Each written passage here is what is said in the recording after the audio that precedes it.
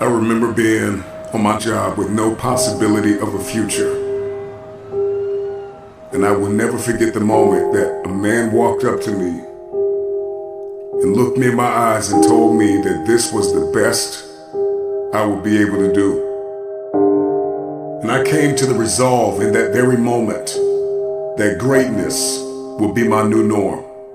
What he said to me hit me hard. It was a metaphoric, massive blow to my face. But like a wise man once said, you gotta pick your head up like your nose is bleeding. And right where they left you for dead, elevate. Where he told me I would retire from, that this was the end of the line. I came to the resolve that I would not believe the lie. I could hear it in the air that the voice of destiny would reside in the place where he wanted me to die. I made the decision to fight for my future.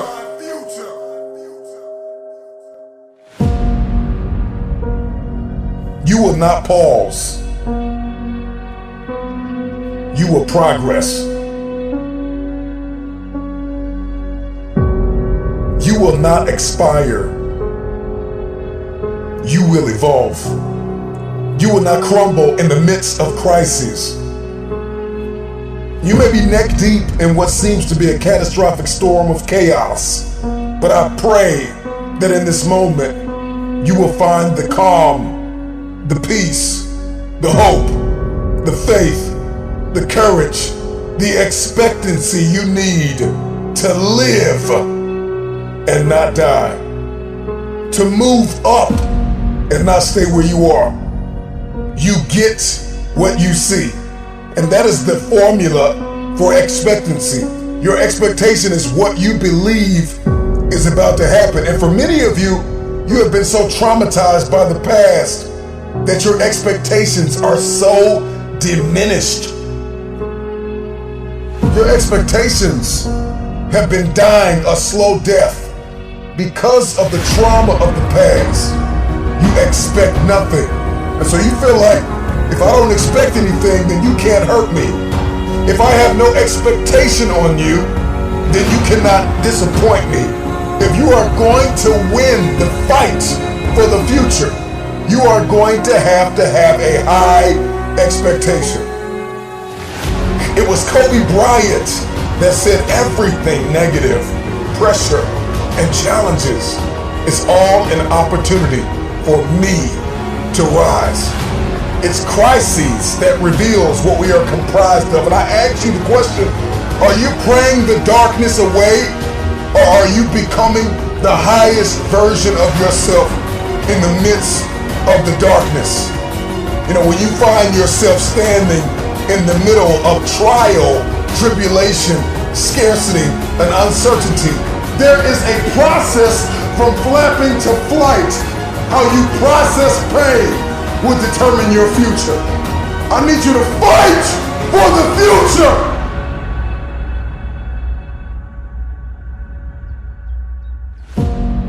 Let that sink in for a minute.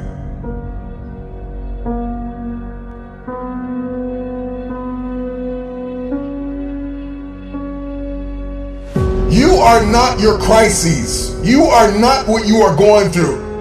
What are you expecting the outcome to be?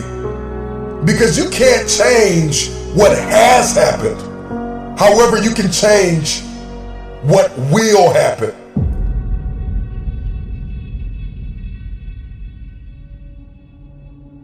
Your responsibility is, once you've gone from flapping to flight, is to protect your progress, to protect your territory. You gotta get a real boss-like mentality with your territory. All the ground that you gain, protect your territory. I ask you the question, when are you going to stop thinking that you are what you are going through? When we step into elevation and we get that, what I like to call that bird's eye view, we gain a greater perspective when we zoom out. And too many of you are guilty of becoming what you are going through. You are not what you are going through. See, in the game of life, those who have an elevated perspective will inherit the future. And it is time for you to fight for your future. How bad do you want the future? I want you to let that question sink in. Because the day you stop quacking with ducks and start flying with the eagles, all of a sudden everything changes. But you know, for many of you, you are addicted to the company of the duck. I need you to scrupulously examine the landscape of your relationships. Because if nobody told you, let me be the first one to tell you, separation precedes elevation. It's a lot of people in your life that are holding you down, that are holding you back. There are some people you're going to have to let go of in order to elevate above the noise, above the dysfunction, to be a light shining brilliantly through the darkness, above the uncertainty, high above all murky waters, beyond the pain of the test and trial. Elevated people will always ask themselves, what did I learn in the midst of it all? King David said in Psalms 119:71, it was good for me that I had been afflicted, that I might learn thy statutes.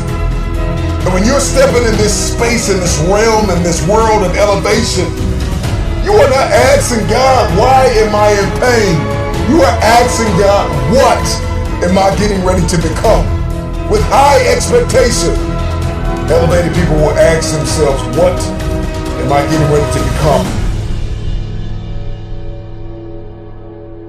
And what will I learn in the midst of this? While the world is in panic, while the world is perturbed, while the world is puzzled, you pray and plan your next move. Don't fear the dark. Ask yourself, what did you learn in it? Adversity is our advantage. Decide to come out of this better. Find yourself in this elevated place. Everybody wants it. We want promotion. We want the upgrade. We want advancement. We want to move up. We want to have a competitive advantage in the marketplace. My attention has been arrested by the conversation of the bird. You know, oftentimes learning to fly means falling from the nest and making that long trip back to it. And some birds never make it back to the top. But for the ones that do, once they learn to spread their wings, the game changes. Once they learn to start to spread their wings and then they begin to flap those wings, then all of a sudden their life goes to that next level. And I think a lot of you are stuck. You've spread your wings, but you're afraid to flap them because you're worried about what people are going to say about you. Baby bird don't care what anybody says about what it looks like in its process, because process precedes the breakthrough. There is something that is burning inside of us to go to the next level, to see this one thing that I'm about to bring to your attention. And if you're going to see it, if you're going to see breakthrough, then you are going to have to be okay with the process that is required, the preceding action and thoughts that are required to see this breakthrough. The baby bird spreads its wings, then it flaps its wings, and it flaps and flaps and flaps until the flapping becomes flight. And a lot of you are in this season called flapping. And you're like, man, this isn't flying. And you're looking at everybody and you're comparing yourself to everybody that's flying, and you're diminishing your process. You're diminishing your flapping season. Get through your flapping season with grace and faith. See, faith is an invitation to the future. Faith is the door. It is the pathway. It is the corridor to the future. And if you are going to fight for the future, you've got to fight with faith. Get through your flapping season. Get through your flapping season. I know you got tears in your eyes, but get through your flapping season and fight for flight. Because eventually the flapping turns into flight.